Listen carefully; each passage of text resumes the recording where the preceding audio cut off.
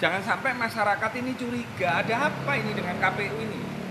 Wong ini sesuatu yang baik, kok tiba-tiba dirubah gitu loh. Apa karena ada calon yang takut untuk berdebat atau takut nanti bisa kencing berdiri di depan podium? Apakah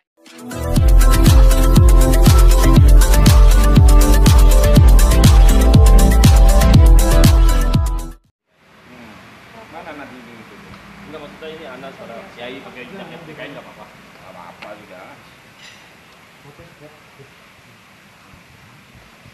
Gus, ini Gus, mengenai debat capres dan cawapres gimana Gus yang diterima sekarang Gus?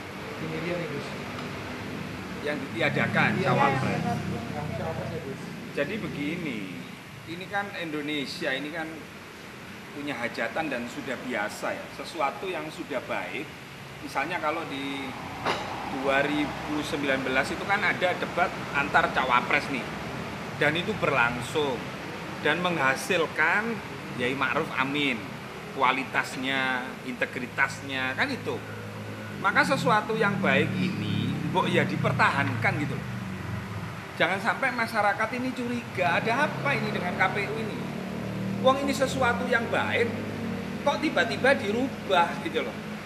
Apa karena ada calon yang takut untuk berdebat atau takut nanti bisa kencing berdiri di depan podium? Apakah itu sehingga tidak terjadi kepesingan-kepesingan? Masa itu? Janganlah. Jadi yang benar itu seperti 2019 debat antar capres. Nah, ada Pak Prabowo, pertama ada Anies, Pak Prabowo, Pak Ganjar. Kan itu kan. Semua orang sudah tahu rekam jejaknya. Terus kemudian debat antar cawapres, yaitu Caimin, terus apa ini Mas Gibran yang memimpin 5 kecamatan di Solo itu. Terus kemudian ada Prof Mahfud gitu kan. Nah, baru kemudian ada debat pasangan capres-cawapres jadi satu. Itu keren gitu loh. Kalau KPU ini bukan persoalan kita pasrah sama KPU, tidak begitu. Jangan sampai membuat masyarakat atau rakyat ini curiga, ada apa ini KPU ini? Melindungi siapa? Kok tidak diadakan debat cawapres terbuka? Cawapres tidak perlu didampingi. Ngapain didampingi? Wong udah gede kok, katanya udah dewasa ya. Nggak perlu gitu loh. Coba deh tanya ini sama anak-anak ini. Anak-anak ini berani untuk debat sama siapa aja berani. Ini ada Yai Fakihudin, gimana Yai? Gimana? Ya, kalau menggunakan istilahnya yang sering kita dengung-dengungkan ya, minimal kita al-muhafadzatu ala qadimis shalih wal akhdu bil jadi bil aslah. Sepanjang itu baik, kenapa tidak dipertahankan? Kecuali hal yang sudah-sudah di tahun 2014, 2019 kurang bagus, maka wajib hukumnya kita robah, kita perbaiki. Loh, ini udah baik kok malah dihilangkan. Pertanyaannya, ada apa denganmu wahai KPU? Itu aja sebenarnya. Iya, sekarang kan akhirnya menjadi plesetan nih di tengah masyarakat. Kemarin rame tentang MK. Sebenarnya masyarakat ini kan setelah MK sampai paman itu dipecat, berarti kan ada masalah itu Mas, proses itu. Nah, ketika masyarakat berharap kepada KPU, jangan sampai KPU ini diplesetkan Menjadi keluarga Paman Usman gitu loh. Jadi, ayolah KPU sebagai penyelenggara harus betul-betul menjadi wasit yang sportif, menjadi wasit yang transparan, menjadi wasit yang bertugas mencarikan masyarakat, mencarikan rakyat Indonesia. Iki lho pemimpinmu, iki lho potongane capresmu, iki lho potongan capresmu sing iso joget-joget tok, iki lho potongan capresmu sing iso ngomong tok, iki lho capresmu sing iso ya ngomong, ya praktek. Nah, ini masyarakat harus tahu gitu loh. Makanya siapa ini Mas Gibran ini harus bersuara lantang, karena yang dituju oleh masyarakat ini kan Saudara Gibran ini yang dianggap karena seringkali debat itu lari-larian terus, sering nggak hadir. Saya berharap Gibran untuk bersuara juga. Biar tahu masyarakat bahwa Anda masih muda, mewakili anak muda, berani debat di darat, di laut, di udara, begitu gitu. Jangan diem gitu loh, jangan diem, jangan pasif. Ya, mana presiden kok pasif ya? Gitu. Ya, Kalau mungkin. saya nambahin sedikit, Ah.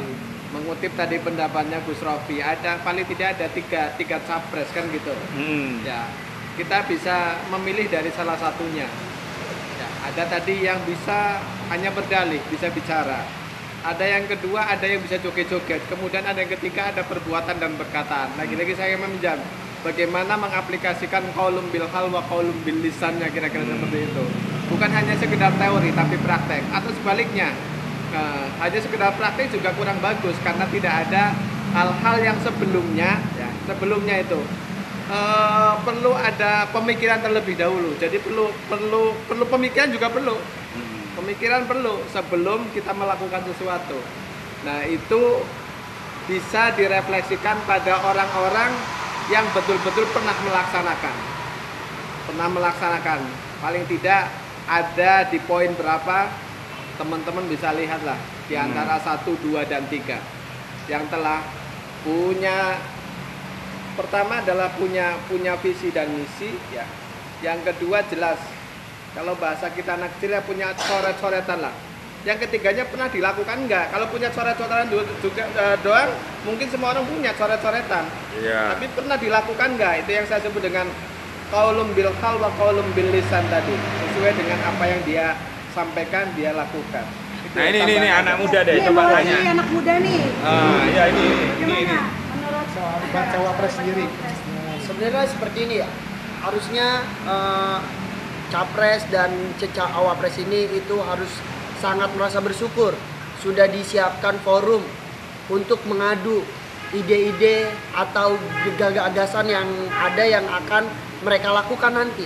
Jangan ketika sudah dikasihkan forum ini malah menghilang. Jangan kayak dia, udah kita buka hatinya tapi malah menghilang. Seperti itu gitu kan. Harusnya baik itu dari nomor urut 1, 2, atau 3, khususnya ke nomor urut 2. Kalau kita ngelihat kemarin yang di acara Universitas Muhammadiyah Surakarta, ya, dia sudah memberikan kesempatan untuk saudara Gibran untuk hadir, untuk memberikan ide dan gagasannya, tapi Bahkan malah jadwal tidak ya hadir. silakan ya. Malah tidak hadir. Ini kan sangat disayangkan. Aturan dia di situ itu bisa menyampaikan ide-idenya beliau gitu. Nah, kalau misalkan menurut saya gini, kalau misalkan ntar ayolah kita bikin nih, adu antara capres ya capres, cawapres ya cawapres, dan antara capres dan cawapres disandingkan. Ketika memang saudara Mas Gibran tidak bisa memberikan ide dan gagasannya, setidaknya beliau bisa belajar di situ dengan Pak Ganjar, dengan Prof Mahfud, dengan Pak Anies, dengan Cak Imin, dengan Pak Prabowo yang usianya itu lebih tua gitu dibanding itu. Nah, harusnya seperti itu.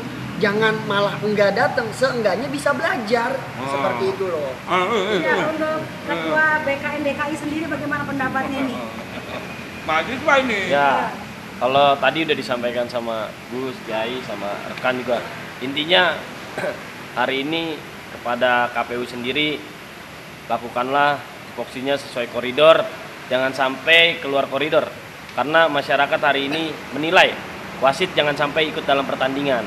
Ya kan, nanti kalau ibarat katanya Cak Imin kemarin di saat penetapan peserta capres cawapres, nanti kalau wasit udah ikut-ikut main, kita sorakin. masyarakat ikut turun ke lapangan kan bahaya. Masyarakat ikut turun ke lapangan itu bahaya. Jadi gunakanlah keberpihakan KPU kepada masyarakat, jangan kepada salah satu paslon. Mungkin itu aja masukan dari saya. Kamu ngomong. Oh, sudah. Jadi gitu ya. Oke. Ya ayo makan-makan dulu. Sampai nih ono lain. Jangan lupa ya di subscribe dan nyalakan lonceng notifikasinya.